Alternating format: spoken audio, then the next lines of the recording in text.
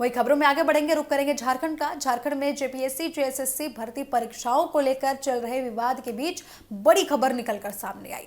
झारखंड लोक सेवा आयोग यानी कि जेपीएससी के 3 सदस्यों ने अपने पद से इस्तीफा दे दिया। इस्तीफा देने वालों में अजीता भट्टाचार्य, जमील अहमद और अनीमा हंसदा शामिल हैं।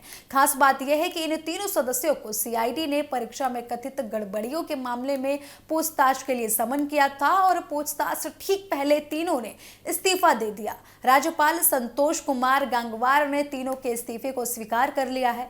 आपको बता दें कि झारखंड में जेपीएससी और जेएसएससी की भर्ती परीक्षाओं को लेकर अभ्यर्थियों का आंदोलन कई दिनों से जारी है। छात्र परीक्षा प्रक्रिया में पारदर्शिता की मांग कर रहे हैं, कथित गड़बड़ियों की जांच की मांग कर रहे हैं और भर्ती व्यवस्था में व्यापक सुधार की भी मांग छात्रों द्वारा की जा रही है। अब आंदोलन के बीच सरकार और छात्रों के बीच कई दौर की बातचीत हुई, लेकिन अब तक छात्रों की प्रमुख मांगों पर सरकार ने कोई बड़ा फैसला नहीं लिया है, ऐसा छात्रों का कहना है।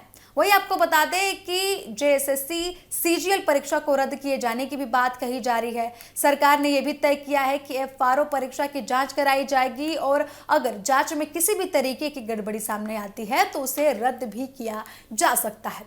इसके अलावा टीडीपीएल एजेंसी की ओर से कराई गई भर्ती परीक्षाओं की भी जांच की जाएगी। अगर इनमें गड़बड़ी साबित होती है तो संबंधित परीक्षा को रद्द किया जाएगा। यानी कि सरकार ने फिलहाल सभी परीक्षाओं को रद्द करने के बजाय जांच के आधार पर कार्रवाई करने का रास्ता चुना है। अब सबसे अहम फैसला जेपीएससी और जेएसएससी में सुधार को लेकर लिया गया है। सरकार ने दोनों आयोगों की कार्यप्रणाली में सुधार के लिए एक कमेटी बनाने पर सहमति जताई है। यह समिति परीक्षा प्रक्रिया में भर्ती व्यवस्था में जरूरी सुधारों को लेकर अपनी सिफारिशें देने वाली है। इसके साथ ही कथित परीक्षा गड़बड़ियों की आपराधिक जांच सीआईडी करने वाली है।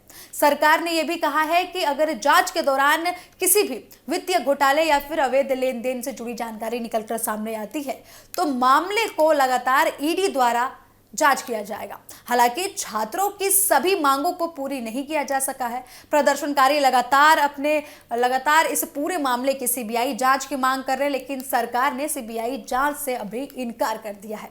अब यही वजह है कि छात्रों ने आंदोलन पूरी तरीके से खत्म करने से इनकार कर दिया। छात्र नेताओं का यह कहना है कि वे आज यानी कि 10 अगस्त को झारखंड विधानसभा तक मार्च करेंगे। यानी कि सरकार के कई फैसलों के बावजूद भी आंदोलन अभी पूरी तरीके से खत्म होता हुआ दिखाई नहीं दे रहा है। वही बात करें जेपीएससी के 3 सदस्यों के इस्तीफे की, तो इस इस्तीफे के बाद पूरा विवाद और भी ज्यादा बढ़ता हुआ दिखाई दे रहा है। तीनों सदस्यों को सीआईडी ने पूछताछ के लिए बुलाया था और तय पूछताछ से पहले ही इस्तीफा सामने आ गया। अब जांच एजेंसियों के सामने यह भी सवाल रहेगा कि आयोग परीक्षा प्रक्रिया में कथित गड़बड़ियों की जिम्मेदारी किस स्तर पर तय होती है और क्या इस्तीफा देने वाले सदस्यों से आगे भी किसी तरीके की जानकारी ली जा सकती है।